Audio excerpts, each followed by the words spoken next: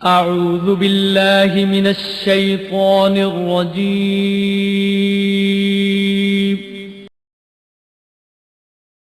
بسم الله الرحمن الرحيم.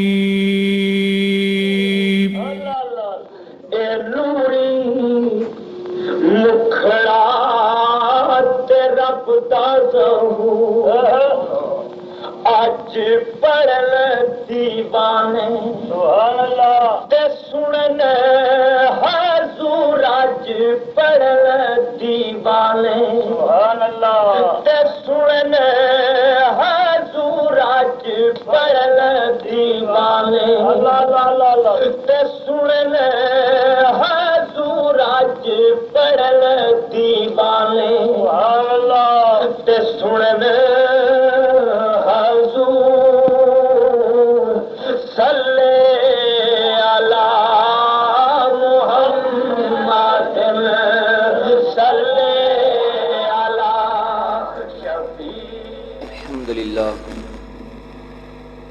الحمد لله نحمده ونستعينه ونستغفره ونؤمن به ونتوكل عليه ونعوذ بالله من شرور أنفسنا ومن سيئات أعمالنا ومن يهده الله فلا مضل له ومن يضلل فلا هادي له ونشهد أن لا إله إلا الله وحده لا شريك له ونشهد أن محمدا عبده ورسوله أما بعد فأعوذ بالله من الشيطان الرجيم بسم الله الرحمن الرحيم قد جاءكم من الله نور صدق الله العظيم وصدق رسوله النبي الكريم الأمين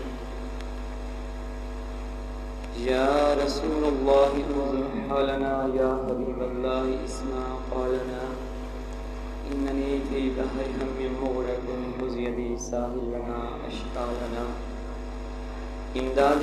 إمدادكم أجرا جواب آزادكم دردین دنیا شادکم یا غوث اعظم مستقیم گنج بخش فیض عالم مظہر نور خدا ناکسارا پیر کاملان رہنما حضرت شیر محمد آفتاب و علم و دین جلوائے آئین حق نوار رب العالمین معدنی درود و کرم چشم صدق و صفا ناقصوں پہ ہو کرم بہرے محمد مصطفیٰ رب اشرح لی صدری ویسر لی امری واحلل عقدۃ من لسانی یفقهوا قولی ان اللہ وملائکتہ یصلون علی النبی یا ایھا الذین آمنوا صلوا علیہ وسلموا تسلیما بآواز بلند الصلاۃ والسلام علیک یا رسول اللہ الصلاۃ والسلام علیک یا حبیب اللہ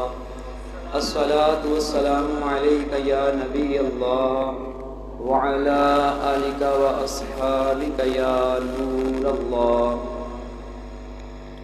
پیارے محترم عزیز ساتھی دوستو، الحمدللہ عز وجل اللہ تبارک تعالی جل جلالہ کا فضل اور کرم کہ رب کعبہ نے ہمیں اپنے گھر آنے کی توفیق عطا فرمائی.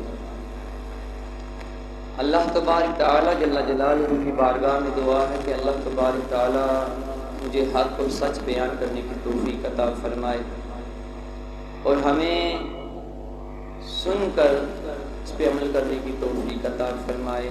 آمین جے نبی آمین صلی اللہ تعالی علیہ وآلہ وسلم. پیارے محترم عزیز ساتھیو دوستو، انسان کسی نہ کسی کے ساتھ محبت کرتا ہے.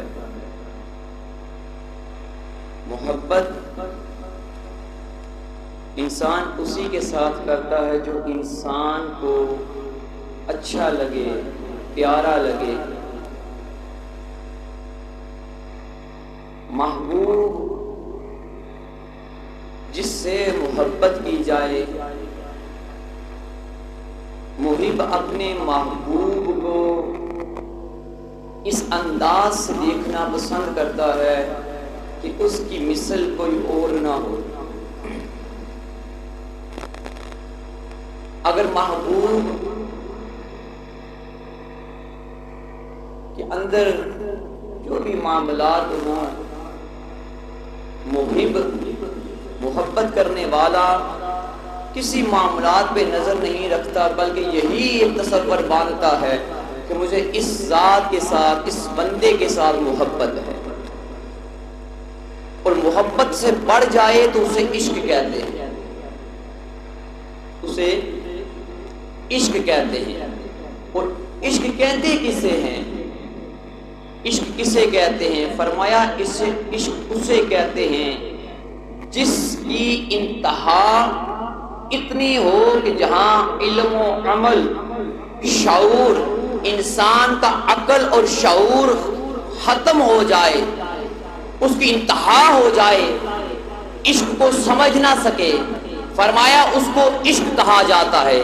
جیسے پانی کو مچھلی کے ساتھ عشق ہے، اگر مچھلی کو پانی سے جدا کریں گے تو مچھلی کی موت واقع ہو جائے گی۔ مچھلی کو پانی کے ساتھ اتنا عشق ہے کہ وہ پانی کی جدائی کے اندر موت کو گلے لگا دے۔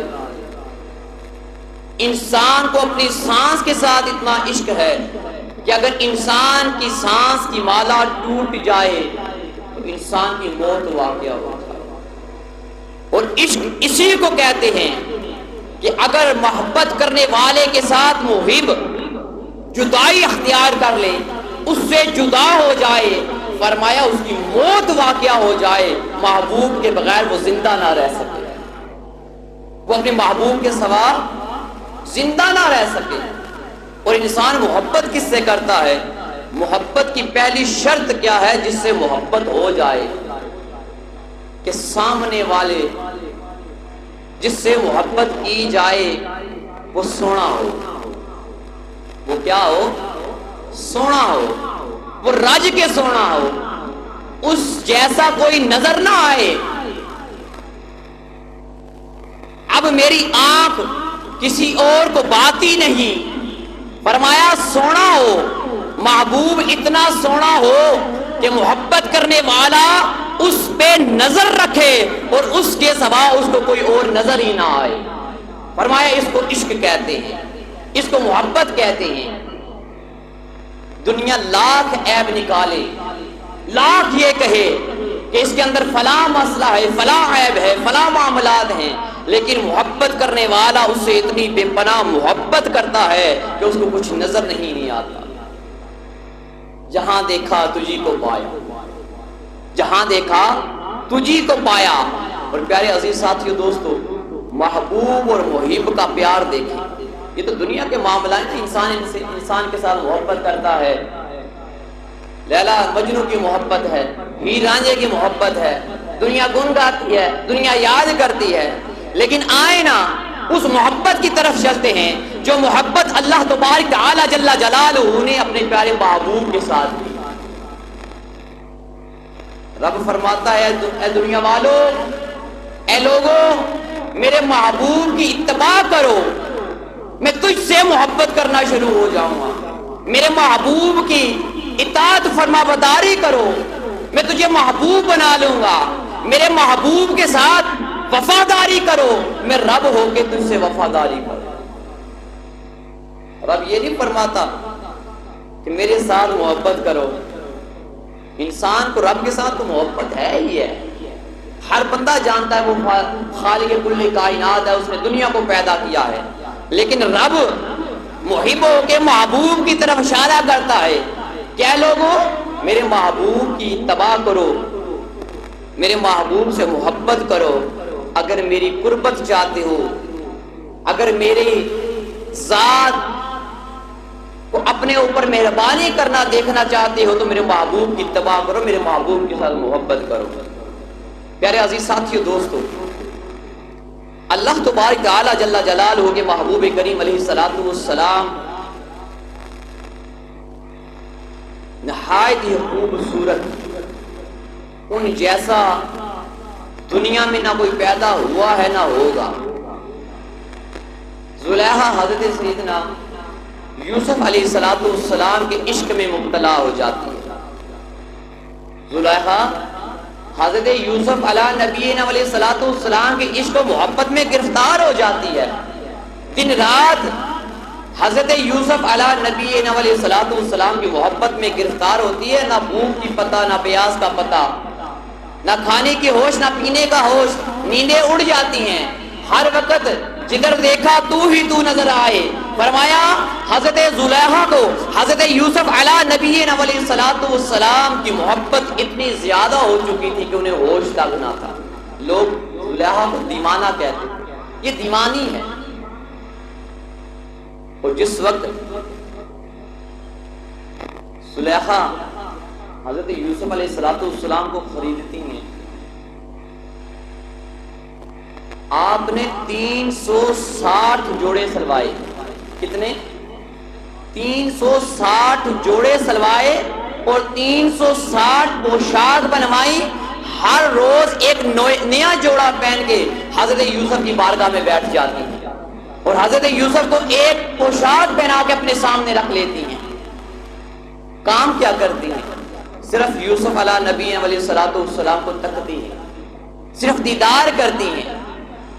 جس وقت بڑا لمبا واقعہ ہو جائے گا، جس وقت مصر کی عورتوں نے حضرت زلیخا پہ تانا کسی کی، تانا دیا کہ زلیخا تو ایک غلام جو خریدا ہوا ہے اس کے اوپر تو فدا ہو چکی ہے، تو اس کے اوپر اس کے عشق میں مبتلا ہو چکی ہے، تو بتا تو صحیح یوسف کے اندر ایسی کون سی چیز ہے جس نے تجھے اس کے عشق میں گرفتار کر دیا۔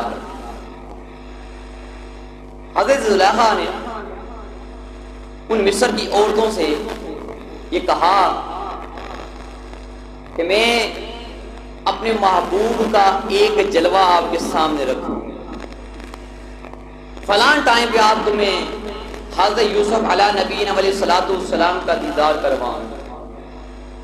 جس وقت مصر کی عورتیں آتی ہیں تو حضرت زلیخا ان کے ہاتھوں میں سیر خروج پکڑا دیتی ہیں، ایک ہاتھ میں چھری پکڑا دیتی ہیں، اور ادھر حضرت یوسف علیہ نبی علیہ الصلوۃ والسلام تشریف لے کے آتے ہیں۔ آپ کے چہرہ انور سے نقاب اٹھتا ہے، مصر کی عورتیں مدہوش ہو جاتی ہیں، مصر کی عورتیں ہوش کھو بیٹھتی ہیں۔ ان کے ہاتھ میں جو چھری ہے وہ چھری اس سیب پہ، اس فروٹ پہ چلتی ہے اور انگلیاں کاٹ دیتی ہے۔ جس وقت یوسف علیہ نبی علیہ الصلوۃ والسلام وہاں سے رخصت ہوتے ہیں تو پوچھتے ہیں، وہ مصر کی عورتوں سے حضرت زلیخا پوچھتی ہیں، اے مصر کی عورتوں بتاؤ تو صحیح آج یوسف علیہ نبی علیہ الصلوۃ والسلام کا دیدار کر کے آپ نے کیسا پایا؟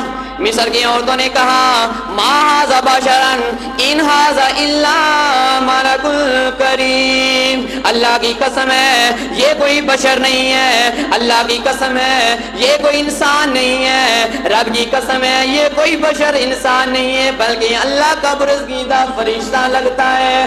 اے زلیخا تو سچی اس کے عشق میں گرفتار تھی، اے زلیخا تو نے حضرت یوسف علیہ نبی علیہ الصلوۃ والسلام کے ساتھ بے پناہ جو محبت کی وہ محبت تیری سچی تھی۔ حضرت زلیخا فرماتی ہیں، اے مصر کی عورتوں اب لان تان جو کرتی تھی، جو تانا دیتی تھی اس کے بارے میں کیا خیال ہے؟ مصر کی عورتیں کہتی ہیں، اے زلیخا آؤ نا ہماری زبانی سنو۔ فرمایا زلیخا جب تک دیکھا نہ تھا تب تک بات کرتی تھی، لیکن جب دیکھ لیا زبان کو تالے لگ جاتے ہیں، اب کوئی زبان سے لفظ تک نہیں نکلتا۔ فرمایا زلیخا یہ کوئی عام بندہ نہیں ہے، یہ انسان و بشر نہیں ہے، بلکہ یہ کوئی اللہ کا فرشتہ معلوم ہوتا ہے۔ تو پیر مہر علی شاہ صاحب قلم اٹھاتے ہیں، آپ لکھتے ہیں کہ جس وقت زلیخا نے مصر کی عورتوں کے سامنے اپنے محبوب کو رکھا، مصر کی عورتوں نے انگلیاں کٹوا دی۔ فرمایا جب محبوب کریم علیہ الصلوۃ والسلام کے عاشق حضور کی غلامی کے اندر آتے ہیں، حضور کی ذات پاک کے سامنے اپنی گردنیں کٹوانے کے لیے تیار ہو جاتے ہیں، اور پیر مہر علی شاہ صاحب نے اپنے قلم اٹھایا اور حضور کی سیرت لکھنا شروع کرتے ہیں۔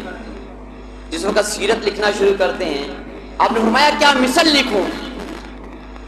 یوسف کو جو حسن تھا وہ محبوب کے حسن میں ذرہ بھر تھا.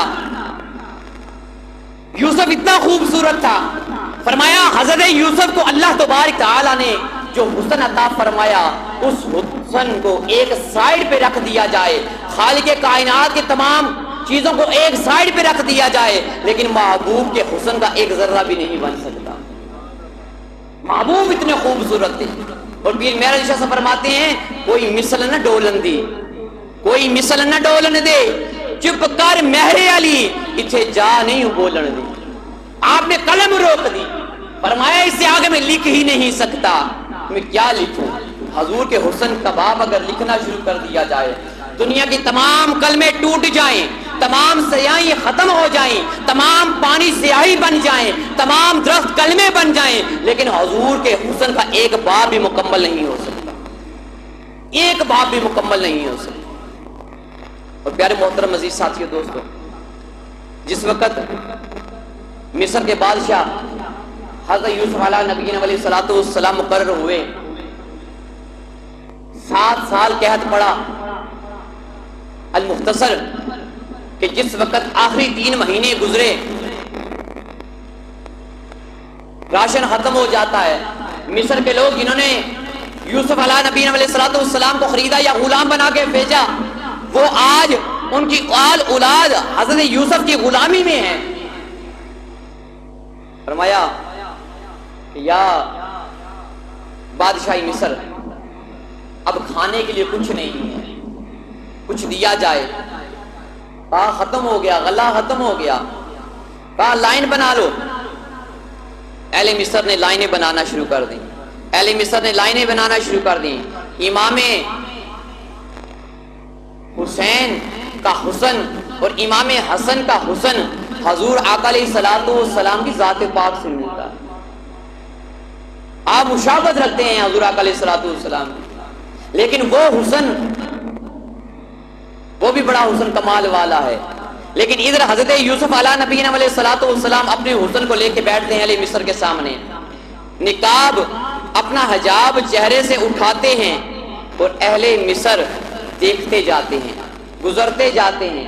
لوگ حضور سیدنا یوسف علیہ نبینا علیہ الصلوۃ والسلام کے چہرے کو تکتے ہیں اور کام کاج پہ چلے جاتے ہیں. رات تک بھوک نہیں لگتی, پھر واپس آتے ہیں, پھر صبح یہی روٹین ہوتی ہے. 3 مہینے انہوں نے حضرت یوسف علیہ نبینا علیہ الصلوۃ والسلام کو چہرے کو دیکھا اور اپنے 3 مہینے گزارے. اور شاعر کیا کہتے ہیں, 3 مہینے خلقت رجی اوے ویکھ یوسف کلیانی او جن محمد عربی ڈیٹا او رج گے دونا جہانی. جس بندے نے آقا علیہ الصلوۃ والسلام کو دیکھا, جس بندے نے نبی کریم علیہ الصلوۃ والسلام کو دیکھا, اللہ کے محبوب کا دیدار کیا. جس بندے نے اللہ کے محبوب کا دیدار کیا, آگے دیدار کرنے والے کا دیدار جس اور نے کیا. رب فرماتا ہے دیدار کرنے والے تیرا دیدار جس نے کیا, میں رب ہو کے اس پہ جہنم کی آگ کو حرام کر دیتا ہوں. یہ تو 3 مہینے خلقت نے دیکھ کے حضرت یوسف کا حسن دیکھ کے اپنی بھوک پیاس کو برداشت کیا نا. 3 مہینے رب فرماتا ہے جس نے میرے محبوب کو دیکھا, آگے جس نے میرے محبوب کے دیکھنے والے کو دیکھا, میں رب ہو کے اس پہ جہنم کی آگ کو حرام کر دیتا. اور پیارے عزیز ساتھیو دوستو, حضرت حسان بن ثابت فرماتے ہیں کہ جس وقت میں نے نبی کریم علیہ الصلوۃ والسلام کو پہلی دفعہ دیکھا, میں نے اپنی دونوں آنکھوں پہ ہاتھ رکھ لیا. ہاتھ کیوں رکھا؟ فرمایا ہاتھ اس وجہ سے رکھا کہ کہیں میں نابینا نہ ہو جاؤں. کیا حضور کا حسن, حضور کی نورانیت اتنی زیادہ تھی کہ میری آنکھوں پہ پڑ رہی تھی, مجھے شک پڑ گیا کہیں میں نابینا نہ ہو جاؤں. حضور کے دیدار کو, حضور کے حسن کو کوئی بندہ تاب لا نہیں سکتا. تو پھر کیوں نہ ہم کہیں یوں تو سارے نبی محترم ہیں مگر سرور انبیاء تیری کیا بات ہے. مل کے پڑھے یوں تو سارے نبی محترم ہے مگر سرور انبیاء تیری کیا بات ہے، رحمت دو جہاں ایک تیری ذات ہے، اے حبیب خدا تیری کیا بات ہے۔ صحابہ کرام رضوان کا انداز دیکھیے نا، آقا علیہ الصلوۃ والسلام کے ساتھ محبت کرتے ہیں۔ میرے آقا علیہ الصلوۃ والسلام وضو فرماتے ہیں، صحابہ ارد گرد جمع ہو جاتے ہیں، حضور وضو فرماتے ہیں، حضور وضو فرماتے ہیں، صحابہ ارد گرد جمع ہیں۔ آقا علیہ الصلوۃ والسلام کے جسم اطہر کے ساتھ، جسم پاک کے ساتھ جو پانی کے قطرے لگتے ہیں وہ زمین پہ گرنے نہیں دیتے، صحابہ اس پانی کو بھی تھام لیتے ہیں، اپنے چہرے پہ ملتے ہیں، بدن پہ ملتے ہیں۔ جو صحابی رہ جائے، جو صحابی رہ جائے پانی نہ ملے، وہ صحابی جس دوسرے صحابی کو پانی میسر آتا ہے اس کے ہاتھوں پہ ہاتھ مس کر کے اپنے چہرے پہ لگا لیتے ہیں۔ یوں تو سارے نبی محترم ہے مگر سرور انبیاء تیری کیا بات ہے۔ میرے آقا علیہ الصلوۃ والسلام اپنے بال بنواتے ہیں، اپنی حجامت کرواتے ہیں، اپنی داڑھی مبارک کو ٹھیک کرواتے ہیں۔ آپ کی داڑھی مبارک کے بال، اپنے اپنے زلف مبارک کے بال زمین پہ گرتے نہیں، صحابہ ارد گرد جمع ہو جاتے ہیں۔ انداز محبت دیکھیے، محبت کا انداز دیکھیے، کیا کرتے ہیں جب صحابہ قریب ہوتے ہیں بال نیچے گرنے نہیں دیتے بلکہ ہاتھوں میں تھام لیتے ہیں۔ یوں تو سارے نبی محترم ہے مگر سرور انبیاء تیری کیا بات ہے۔ پیارے عزیز ساتھیوں، نبی کریم علیہ الصلوۃ والسلام کے غلام حضرت سیدنا انس بن مالک ارشاد فرماتے ہیں کہ نبی کریم علیہ الصلوۃ والسلام مسجد نبوی کے اندر تشریف فرمائے، صحابہ ارد گرد جمع ہے، ایک آقا علیہ الصلوۃ والسلام کا غلام قریب بیٹھا ہے۔ بعض اوقات پتہ کیا ہوتا ہے، انسان ایک بندے کے پاس زیادہ بیٹھے بوجھ بن جاتا ہے، تو زیادہ دیر تقریباً نہیں بیٹھنا چاہیے، زیادہ ملاقات نہیں کرنی چاہیے۔ فرمایا وقفے سے ملاقات کرو، محبت بڑھتی ہے۔ حضور نبی کریم علیہ الصلوۃ والسلام نے صحابہ سے ارشاد فرمایا، اے صحابہ اتنی دیر مسجد میں نہ بیٹھا کرو بلکہ اپنے کام کاج کر کے پھر آ جایا کرو، میرا دیدار بھی کیا کرو، لطف انداز بھی ہوا کرو، میری حدیثیں بھی سنا کرو، آؤ نواز و نصیحت بھی سنا کرو۔ صحابہ وقفے سے آیا کرو۔ میرے سیدنا ابو بکر صدیق بھی آئے، وہاں پہ سن رہے ہیں۔ آقا علیہ الصلوۃ والسلام کے غلام حضرت سیدنا صدیق اکبر بھی موجود ہیں۔ آپ نماز ظہر پڑھنے کے لیے آتے ہیں، نماز ظہر پڑھ کے واپس چلے جاتے ہیں۔ حضور صحابہ سے پوچھتے ہیں، اے صحابہ کیا صدیق نہیں آیا؟ کیا صدیق نہیں آیا؟ بلکہ حضور نبی کریم علیہ الصلوۃ والسلام دیکھ بھی رہے ہیں، دیکھتے بھی ہیں کہ حضرت سیدنا صدیق اکبر آ رہے ہیں، نماز پڑھ کے چلے گئے۔ حضرت انس بن مالک فرماتے ہیں جب حضور نے پوچھا عصر کا ٹائم آیا، کیا صدیق نہیں آیا؟ یا رسول اللہ آئے تھے، نماز عصر پڑھی پھر واپس چلے گئے۔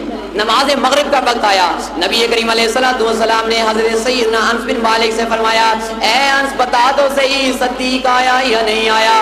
آقا حضور اگر جان کی ایمان پاؤں تو عرض کروں یا رسول اللہ صلی اللہ تعالی علیہ وآلہ وسلم۔ حضرت سیدنا صدیق اکبر نماز ظہر کے وقت بھی آئے، نماز عصر میں بھی آئے، نماز مغرب میں بھی آئے۔ اے انس بن مالک جلدی جا کے صدیق کو بلا۔ میرے آقا نے فرمایا ہے صدیق جا کے صدیق کو بلا کے لے گیا۔ حضرت انس بن مالک جاتے ہیں، حضرت صدیق اکبر کو بلا کے لے کے آتے ہیں۔ سیدنا صدیق اکبر ہاتھ جوڑ کے کھڑے ہو جاتے ہیں، یا رسول اللہ آپ نے یاد فرمایا، اے صدیق بتا تو صحیح تو نماز ظہر پڑھی تو بیٹھا کیوں نہیں؟ نماز عصر پڑھی بیٹھا کیوں نہیں؟ نماز مغرب پڑھی بیٹھا کیوں نہیں؟ حضور آپ نے خود فرمایا وقفے سے آیا کرو، محبت بڑھتی ہے۔ حضور آپ نے خود فرمایا وقفے سے آیا کرو، محبت بڑھتی ہے۔ فرمایا صدیق میں نے تیرے لیے یہ الفاظ نہیں فرمایا بلکہ صدیق میں نے ان لوگوں سے کہا جو بے جا مسجد میں بیٹھے ہوئے ڈیرے لگا کے بیٹھے ہیں، ہر وقت بیٹھے رہتے ہیں، ان سے کہا دنیا کے کام کاج بھی کرو پھر مسجد میں آؤ، محبت بڑھتی ہے۔ صدیق جب تو نہ آئے تو میرا دل لگتا ہی نہیں، صدیق تو مسجد میں آیا کر تاکہ اللہ کے محبوب کا دل لگا رہے۔ یہ نبی کریم علیہ الصلوۃ والسلام کی محبت حضرت سیدنا صدیق اکبر کے ساتھ اور دیگر صحابہ اکرام کے ساتھ۔ پیارے محترم عزیز ساتھیو دوستو، ایک اور صحابی ہیں، نوجوان ہیں، اللہ کے محبوب کی بارگاہ میں بیٹھتے ہیں، وعظ و نصیحت سنتے ہیں، درس سنتے ہیں، واپس چلے جاتے ہیں۔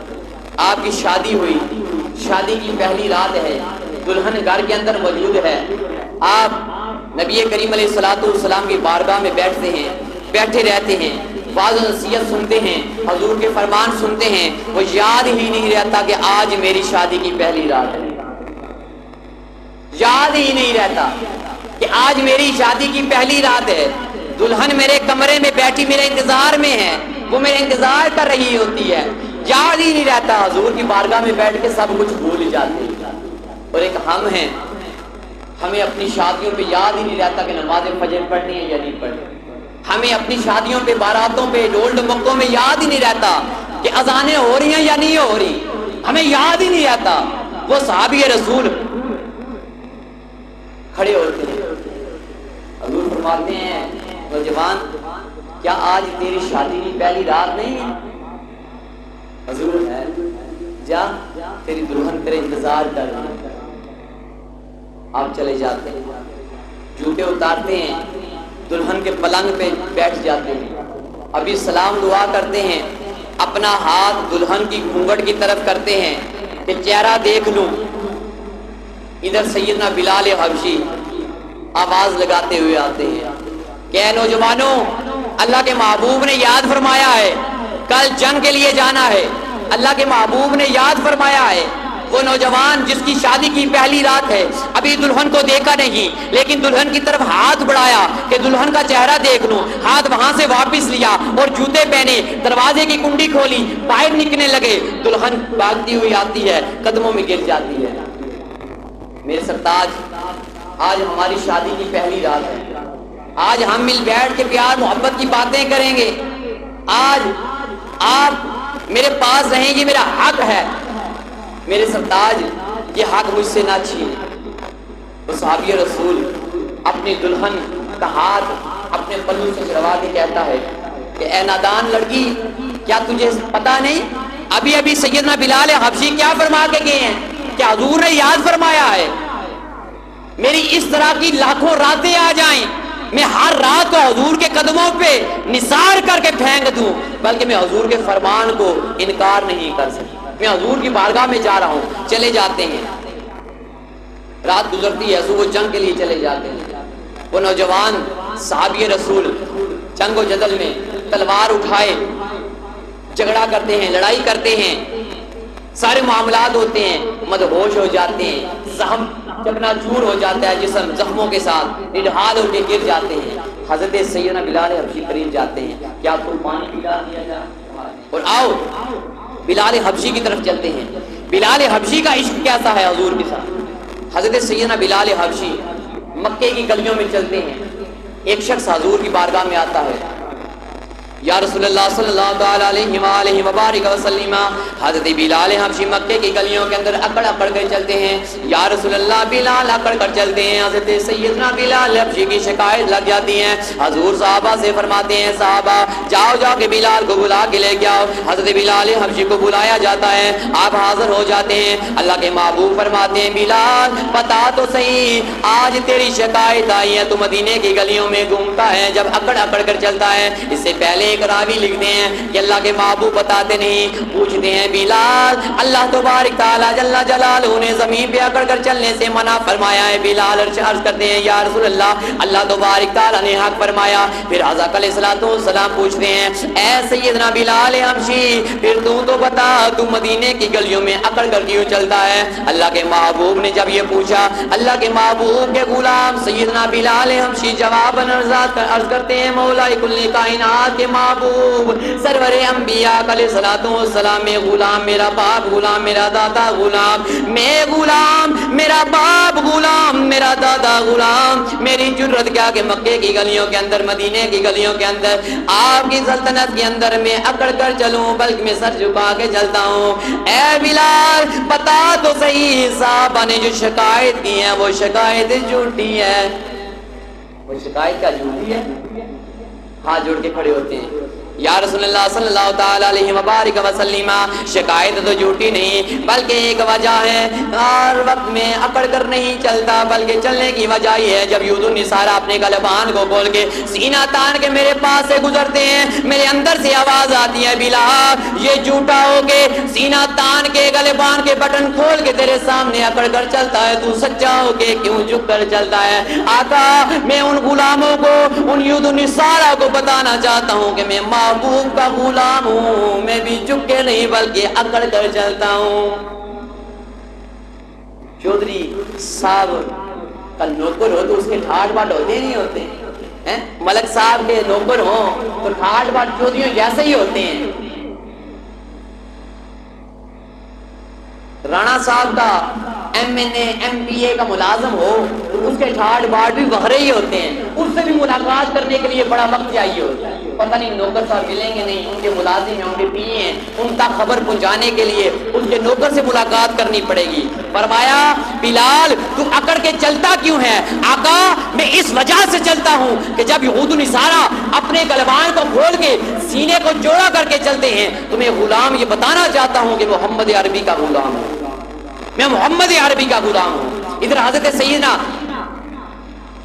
بلال حبشی نے جب یہ جواب دیا حضور خاموش ہو پیار محترم عزیز ساتھیوں دوستو لمحہ فکریہ یہ ہے المختصر کہ ہمارے صحابہ کرام رضوان نے اللہ کے محبوب کے ساتھ محبت کی سرکار سے آپ نے اپنا تن من دن سب کچھ قربان کر دیا اور اللہ کے محبوب نے فرمایا کہ رب فرماتا ہے کہ اگر مال جان ایمان اولاد کاروبار رشتہ دار سب سے بڑھ کر حضور سے محبت نہ کی جائے تب تک تیرا ایمان مکمل نہیں ہو سکتا تب تک ایمان کامل نہیں ہو سکتا آج ہماری محبت آقا علیہ الصلوۃ والسلام کے ساتھ کیسی حضور کی محبت اپنانے کے لیے ہم کیا کر رہے ہیں محبوب اپنی محب